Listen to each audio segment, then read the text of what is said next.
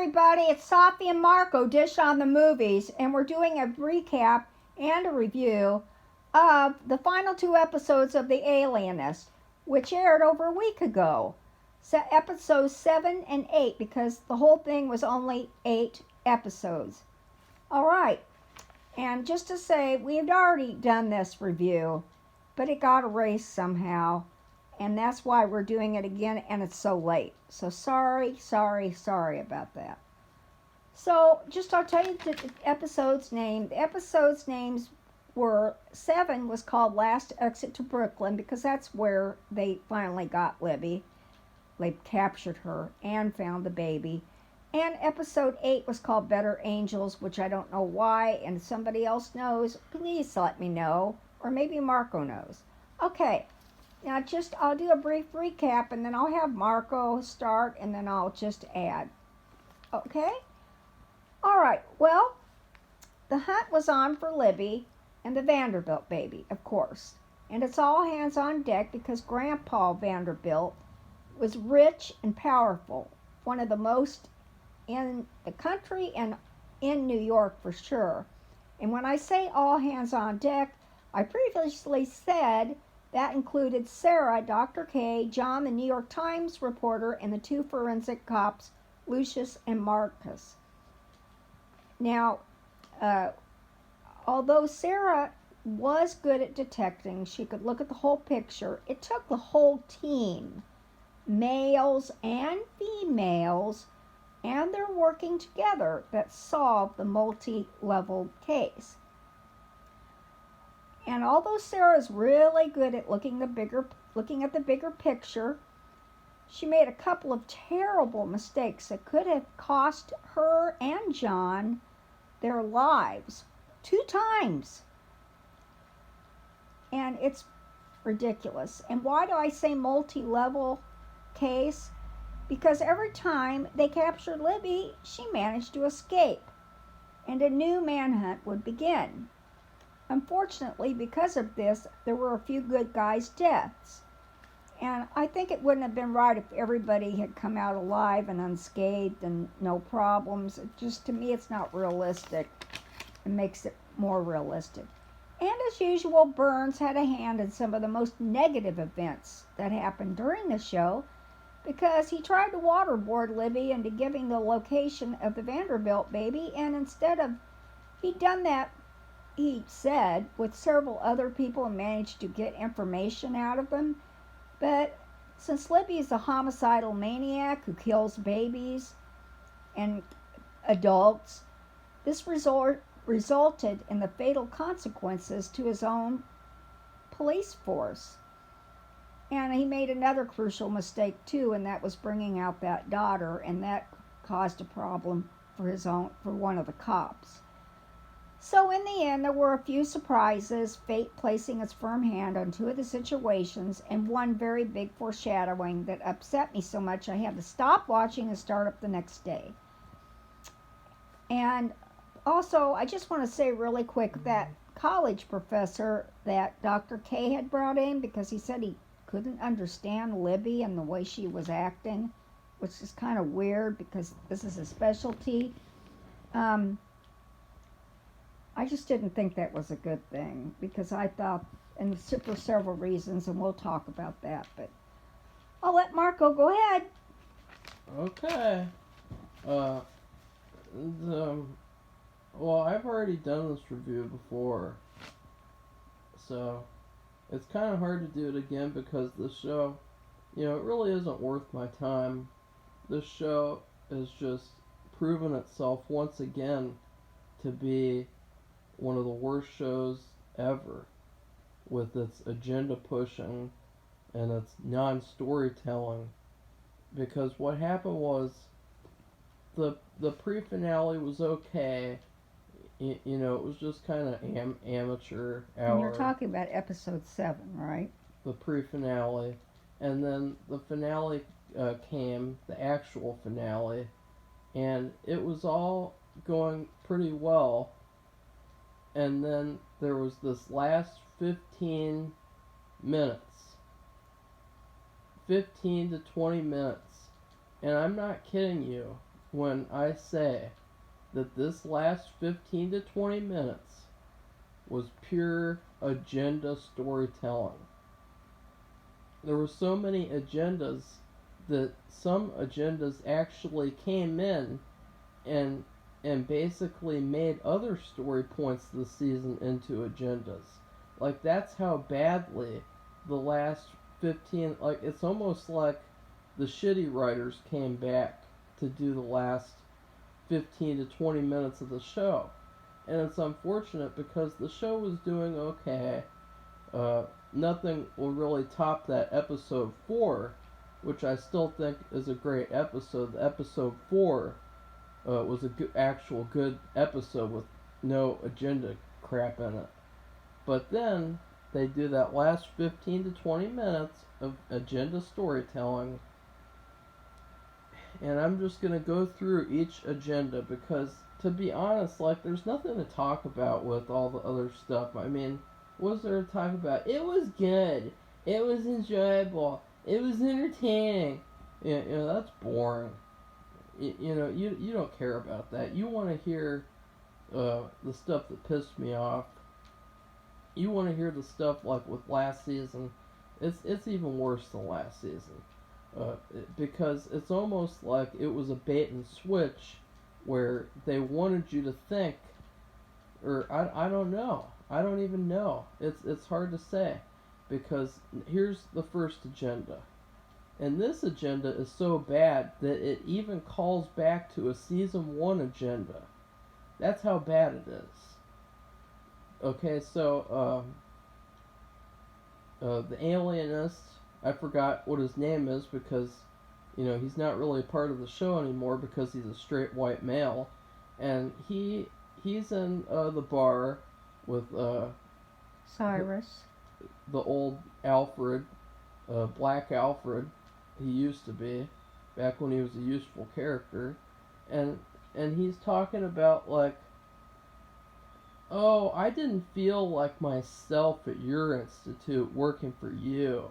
I didn't feel like I could make my own personal choices. And then he hands him a book about Frederick Douglass. And I thought, what a weird book choice. Oh, I get it. Because all this stuff connects to say that, like, oh, to connect with the whole slavery agenda from season 1. The agenda where he's working for the Alienist, whatever his name is, and he's working for him, and then he gets hurt protecting them, and then that bitch comes in the hospital, and she says, oh, you should be ashamed of yourself for enslaving Cyrus, or whatever the fuck she said. That really pissed us off. Right, Safi? Yeah, because it wasn't in the book at all. Yeah, it was all. Not at all. And most of the agenda stuff in this season is not in the book as well. And so you can clearly tell this agenda shit that they just shove in there so that they can, spew out their dumb political beliefs, their dumb propaganda, whatever they want. And so I just thought that scene was disgusting. The way that he's talking, like they're talking the dialogue. I didn't feel like myself. I didn't have any personal freedoms. Like, that's so bullshit. That's just, I'm not even gonna bother explaining how bullshit that really is. I mean, what do you think about that, Safi? I mean, he's saying that like, working for the Institute was like slavery, basically. Well, that one, you could look at it in 2 ways, but I could see how you would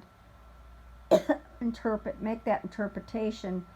It's just my parents had their own business for decades, and why do people have their own businesses? They don't want to work for somebody else. They wanted to make their own decisions. They want to do whatever they want, which is whatever business they want to do. And sorry, I have a dry throat. And so I just took it at that. But then I guess it was the book that made it more of a problem, because if he just wanted to, if he wanted to just say, you know, I wanted to have my own business, which is very understandable. Um, sorry. He just made it into an agenda by giving him that book. What does that book have to do with having your own business? Nothing. Nothing. But you Go ahead, also, Marco. but you're also being hypocritical because with this show you always use the excuse of it's the times. Well, what is this time? It's the post-slavery time, Reconstruction era time, and so just pretending like something like that is he's saying that doesn't have any other connotations to it. It's just stupid. Okay, well, It's the time, Safi. no, I don't know. It's the time. I don't really, you know, Caleb Carr had more of a hand in this series, this season, than he did last because, I mean, we read this actually. He didn't want anything to do with the last season, and so he stayed away because it didn't go with his book. And it did a lot, but the thing with the with that girl going into the hospital and then her or whatever, Ugh. or I guess it was in Dr. K's house, Ugh. and she said, "You've been enslaving him or something." I mean, he's Yeah. working for him. He's an employee, but also they liked each other. Dr. K and Cyrus liked each other. Yeah, and that was some of the best stuff in season 1 was seeing them like working he's together. got a team. Yeah, And he was, yeah, that's right. He was a team player. yeah. It's like having a baseball team or a football team. They're working together as a team. Male, female, well, black, white, whatever. I guess if he's black and his boss is white, that means he's a slave. Anyway, that wasn't in the book at all. Not even a hint. And I read it like, I looked at it 4 or 5 times. I thought, am I missing it? Did I not remember where exactly it would have been? And I couldn't find it because it's not in there. And so he stayed away from it. Now, he was in this one a lot more. Well, he even has his name up there. If you watch the series, you see his name, produced by Caleb Carr. That's the author of the book series. And he did write this book. And like I said before, I actually decided to read it. And I told you it was a very simple story. That was the abduction of the Spanish baby. They're looking for it, and they find it, and they find the person responsible, and that's the end of the story. There was a little bit of complication finding the baby, or finding Libby, you know, like in this one, but not as heavy-handed in this, where she escapes about, I don't know how many times, and all these people get killed. That didn't happen in the book at all, but it doesn't say, it said inspired by the book, so they put that in there to mean they have added all these layers, other stories, and these agendas, of course. And that was probably the agenda that most disgusted me, because I thought, you know, you're just rubbing salt in the wound of that agenda from last season, Ugh. of that insulting, stupid agenda. And now let's get to the other agendas, because there's a lot of them. Hurry up. Then I can't hurry. I have to explain the agendas, and you deny you deny most of these agendas too. That's what's hilarious. She denies like every single agenda and constantly defends the show. Well, that's because he wants show, to make everything into agenda, No, and I everything don't. is not an agenda. No, I don't. I never talked about agendas until this episode, because it fucking sucked. And so, the next agenda would be probably with Wooden Woman. She's back to being wooden again. Well, of course, they make her character even worse because they almost try to make her into like a victim, and they try to make a statement about basically how strong women who don't want to have children, they have to go through life alone because men want to be with women who want to have children. And that was basically the agenda with that, because that was her whole conflict this episode, about how she doesn't want to have kids, but then boring John Boar does want to have kids. And so but then they made her look like the victim, and they made it like, oh, see, in this horrible society, strong women can't find love because men don't want these kind of women. And so I guess that's a good message to send, because, you know, and it's just the way that it was done. It was just so sinister too, because they could have had them get together or something like that, but no, they had to make it just as painful as possible for their characters, specifically her, and it was just a sinister agenda, in my opinion.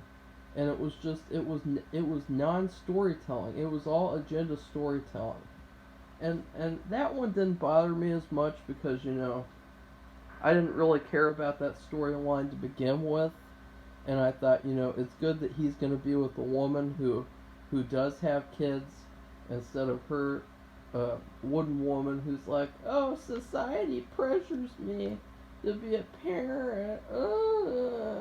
You know, talk about first world problems. And then the next agenda would be the alienist himself. God, his character, you really got to feel bad for Daniel Gruel, because his character was basically non-existent this season. I mean, his character wasn't even around. I mean, his character had no relevance this season at all. I mean, you could have removed him out of this season, and all you would have had to have done was add in the hypnotist character to do the hypnotizing thing, and then maybe add in a psychologist consultant to come in at the end to do some stuff at the end a little bit. But for the most part, he's completely useless this season, which, if you've seen other feminazi agenda films and television, you know that that's a typical thing that they do. They make the straight white male characters useless so that they can elevate the female characters and the minority characters, like in Star Wars, where they kill off Han Solo and Luke Skywalker so that they can elevate that Mary Sue bitch Rey. And that's what they did in this show. They make the alienist completely useless so that the wooden woman can do everything and look like she's the most strong character, when in fact she's probably the worst character. And so, but in this last episode, it was terrible because basically it was all about the fact that the conflict is, should he go to Europe with this boring ass robotic female alienist? Should he go to Europe with her and go be with her instead of taking care of his patients at his institute?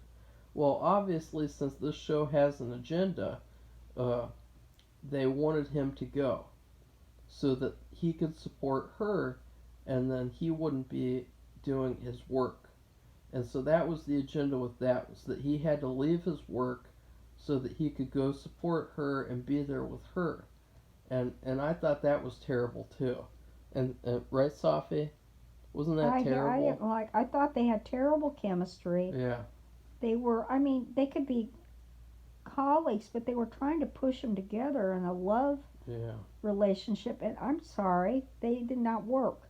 And the thing about him going to Europe, that was weird, because all indications, except the very last 30 seconds maybe, I'm talking about the last minute or less, he decides to go with her. And I understand she's been invited to Europe. I'm not sure in what capacity, like as a student, as I don't know, or colleague. I didn't really understand that either, of Dr. Freud. Okay, well, back then Dr. Freud's a big deal, and so, you know, maybe I can understand the attraction of doing that, but he really cared about his institute. He cared about the children, and it's almost like a passion for him, and for him to turn it upside down with a woman. I mean, if he had more chemistry, maybe it'd be more believable. But I don't know. I I didn't like it. I just didn't understand it because of their lack of chemistry, number one, and the fact that they did this. I mean, at a flip.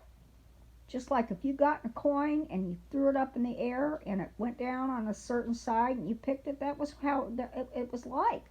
And I don't see how people can, I don't know, I didn't understand that at It all. still did I not didn't like work. it. Well, I know, I didn't like it. It still did not work for me because he's the alienist. He needs to be in New York being the alienist. And solving crimes. He doesn't need to be going to Europe so that he can be with boring robot woman. Once again, they're taking away his power. And why did they make her so boring anyway? Because if they're so into their agendas, I would think they would have made her more amenable with him, so they would have a sharing relationship. I mean, like Marco says, they kept taking him out of the equation of everything. And what's the book called? The series? The Alienist. Which is about him. So basically, when you add all these particulars in there that are agenda driven, it takes away from the story and from his character. Why would they do that? And I think what happened is Caleb Carr, he's a history professor. He's a professor of military history. That's why he likes to talk about Roosevelt and etc. And he's written many books that are not like this. They're history books. And he had more of a hand in the show. I think in terms of like William Randolph Hearst and his yellow journalism, using the media to promote agendas, with the war with Spain. It kind of shows what they did on the show. And then also his affair. He has a mistress, and in Google they talk about it sounds like he had a wife and a mistress, and they coexisted for like decades. And V was like his illegitimate daughter. I've already talked about that. I know that, but I mean, I think he was there to give all this historical data, to give it truth or something. Well, I'm starting to consistently lose respect for him as a writer. Well, if he would let this kind of shit happen, because if I wrote a book and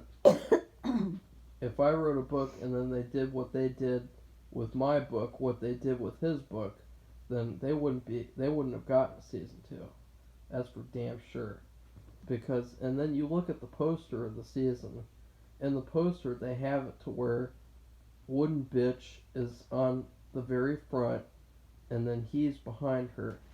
So even the show's called The Alienist, she's the one who's in the very front. You know why. And so another agenda is, what other agendas are there? There's lots of agendas. But the main thing about this season was the fact that no storylines really paid off. Well, that was another thing that's bad. Really? Well, like we talked about this with Dr. Marco. They brought this up. What was Dr. Marco doing at the Lying-In Hospital? Bringing in women who are going to have babies. And they take the babies and they disappear. I have no idea where they go. But who are these women? They were women they plucked off the street to be, what would you call, prostitutes for heavy or influential men. And then if they got pregnant, they go to the Lying-In Hospital and they would actually make them unable to have children. They neutered them, basically. And then they took the children and did whatever with them. I have no idea. And so there was never any resolution to that. And as for other things, there was no resolution to the kid who hung himself. Oh yeah, that too. Basically, that storyline was an agenda to make it look like the alienist is not good at his job, and so he needs to stop doing his job so he can support the strong woman who can do her job. Because that's another thing, is that they make the story that the alienist cannot understand the killer basically because she's a woman is probably their agenda. He can't understand her because she's a woman. When he And says that too, though, kind of. it's clear that that's the case, and they don't really give him anything for his character this season. And I thought it was very insulting the way that his character, the main character, was done this season.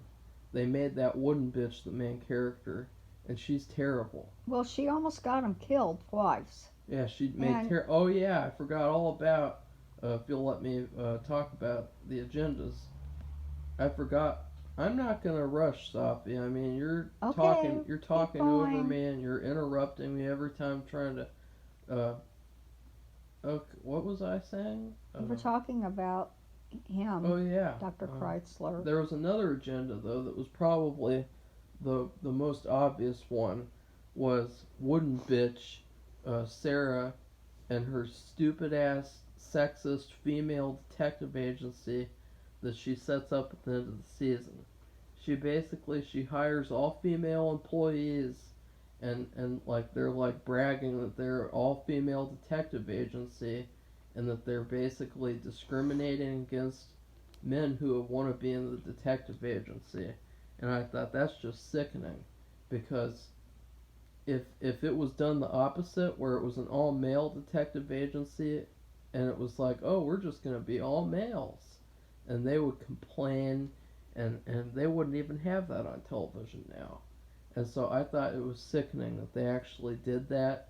You know, it's almost cartoonishly bad.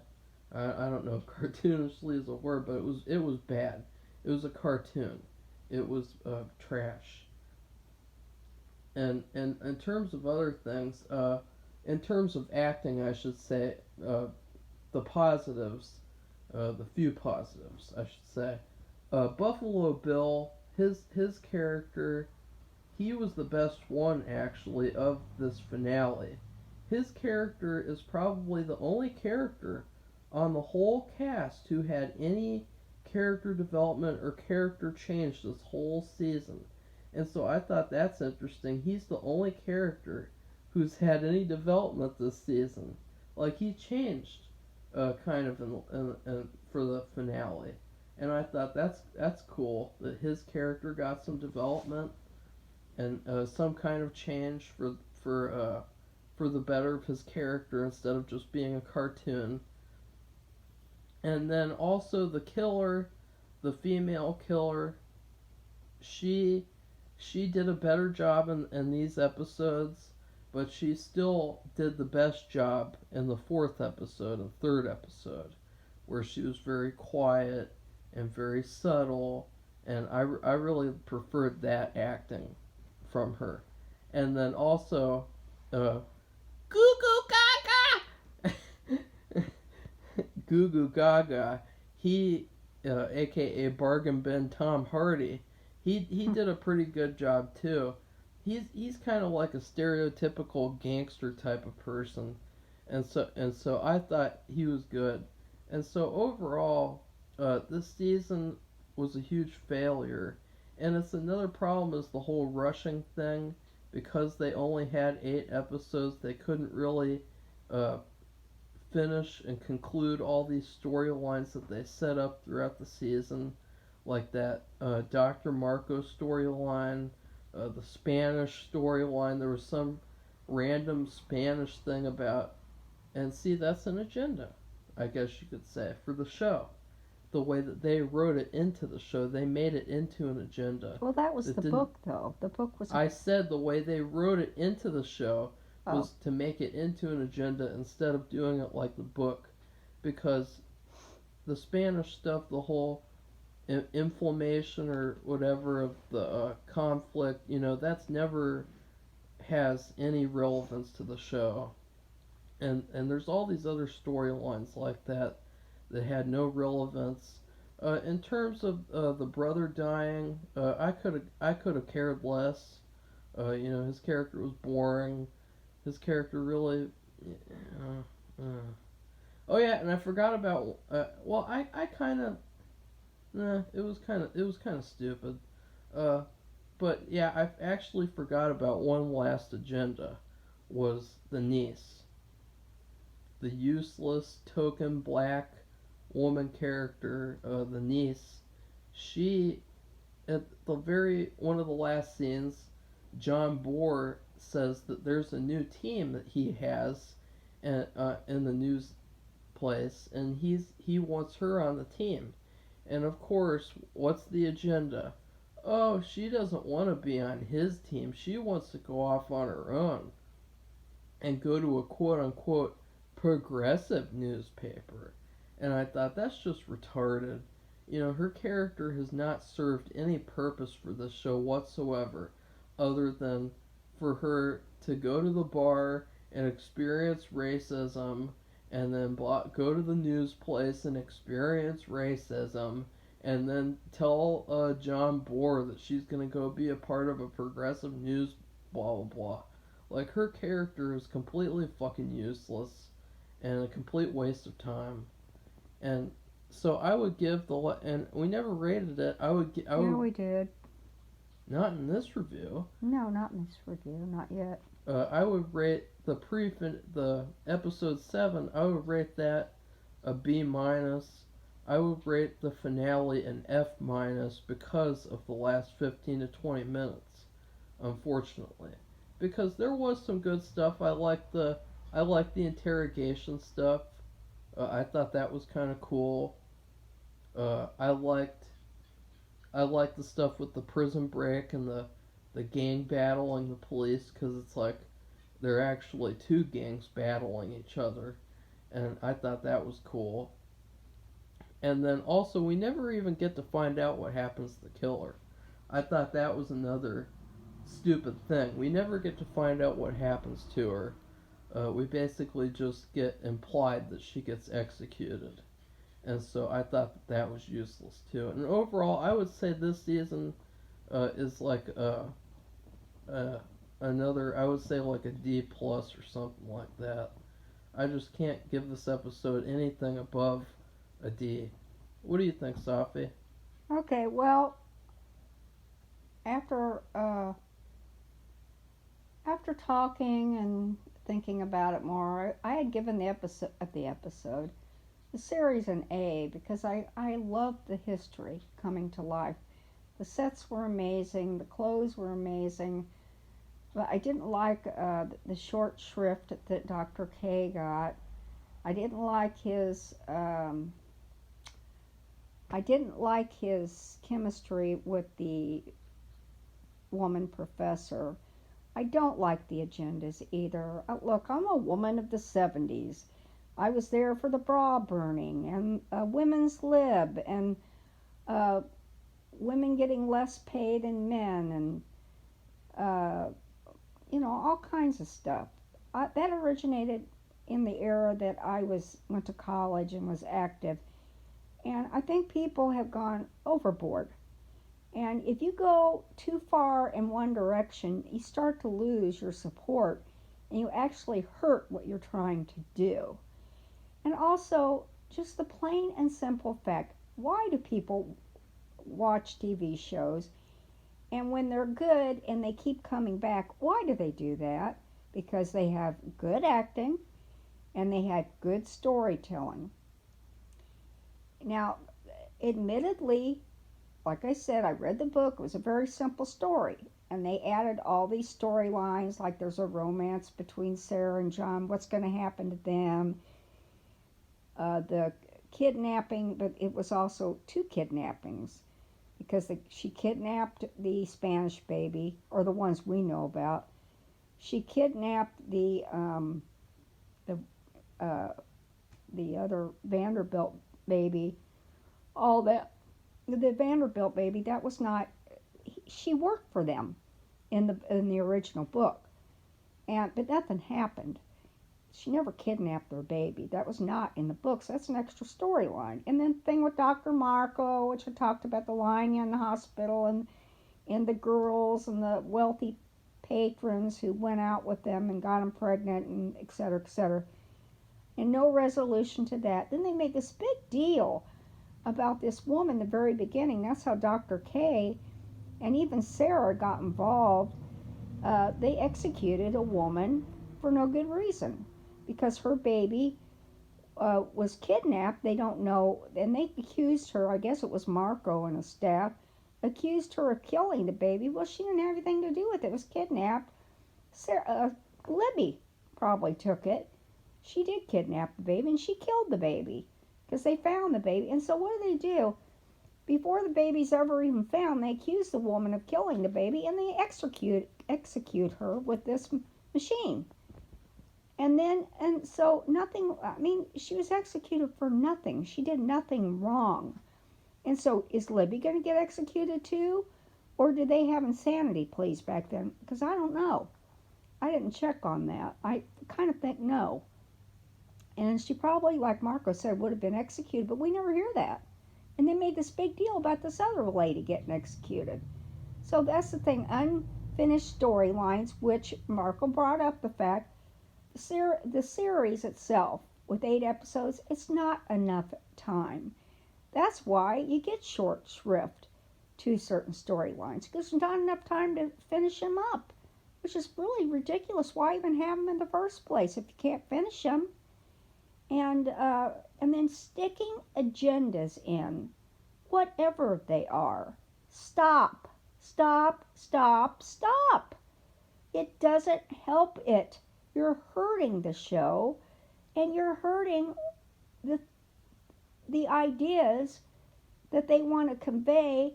Save it for outside the show. Let the show have a story, the acting, the sets, and don't exclude the alienist from the story. He's the one the story's about. It would never have been done. Sarah wouldn't have been in any series. It looks like they might try to do one about her. I mean, I didn't read that, but the thing with her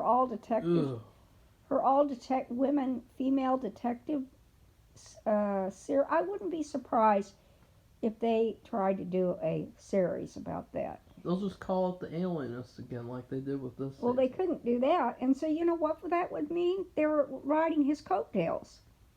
They were riding a man's coattails. That's what they're good at. That's what they do all the time. Well, like that's what I'm saying. You know, when they gender swap. That's called and everything. hypocrites. That's hypocritical. Yeah, that's what I'm saying. You're pushing your agendas too far in one direction, and you are hurting yourselves. You're hurting yourselves. It's not helping. It's making things worse. And people are turned off by it, and they're not going to care. So stop it. So anyway, I gave it a B because I still like the mysteries. I did like I liked the villainess. I thought she was really good, and she was really evil, and she was horrific. And that one where she's stabbing the matron, and she's got this dark, ugly face, which was like a horror show. She's basically equivalent to Michael Myers or Jason or anybody. Yeah, that was cool. I got really excited when I saw that, and then they never brought her back to that level again.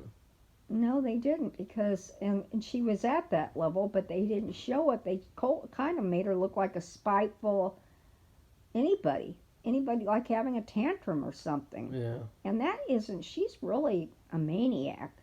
She's a homicidal maniac who kills children. And that is not, I mean, that's nothing to shirk from. That's pretty scary stuff. And so anyway, I gave it a B. And as far as the food, because I think we're supposed to rate when we're talking about a series, we give it food. If it's a single episode, we just give it a mark. I did rate it in terms of food, but I forgot what I rated it, so I can't remember. And I can't either. And I don't even want to. Well, before I had given it a couple of things which together make for a nice meal, but I'll just give it a bowl of beef stew and won't add the other things to it because I did like certain parts of it. I thought Dr. Kreitzler's, when he did talk, he had some great quotes. And there still is one that I have to get. It's either from Sarah or John about people who lie all the time. And I really need to get that. But he had some really good quotes, and so it seems like they gave him really good dialogue when he was allowed to talk. Not in the later episodes where basically his dialogue is, I don't It was kind understand. of limited, yeah. I don't understand her, the killer, and then also should I go to Europe with the robot woman?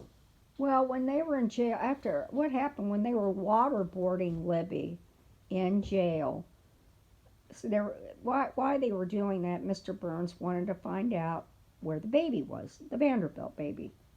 The Spanish thing was all settled episodes before that. So this is the Vanderbilt baby, okay?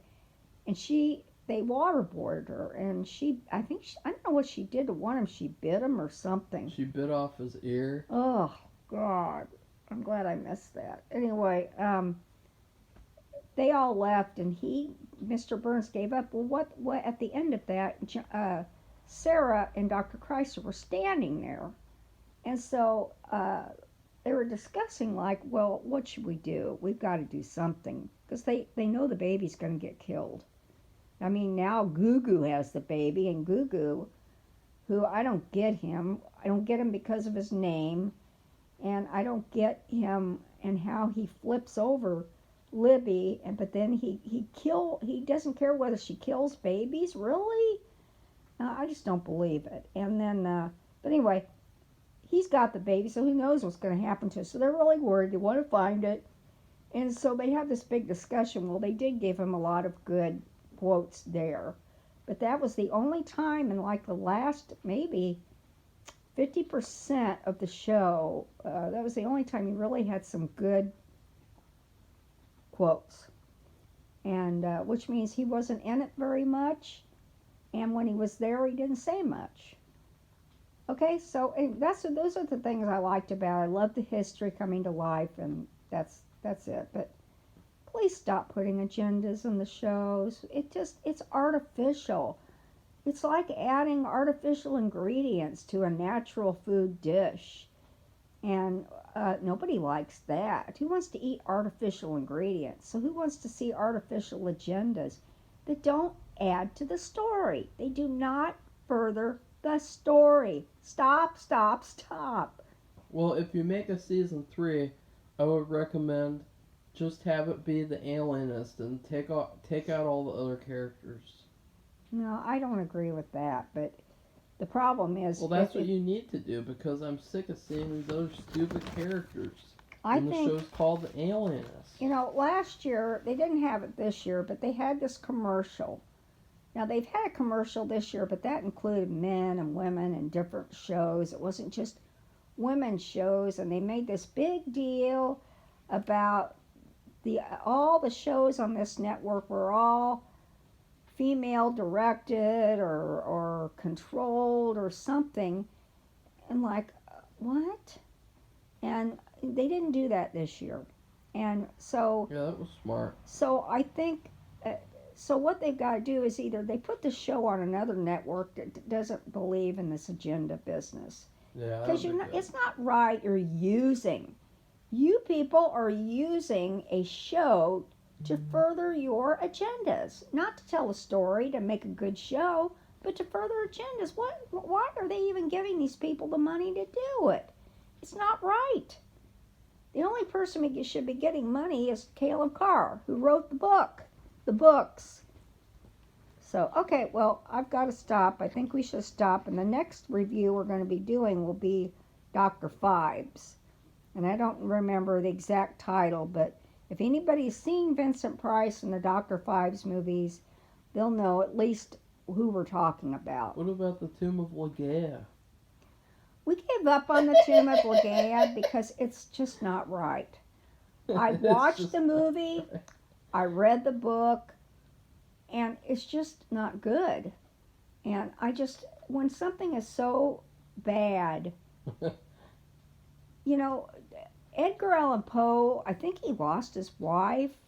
I don't remember exactly what happened, but it seemed like it was what do you call it? A eulogy.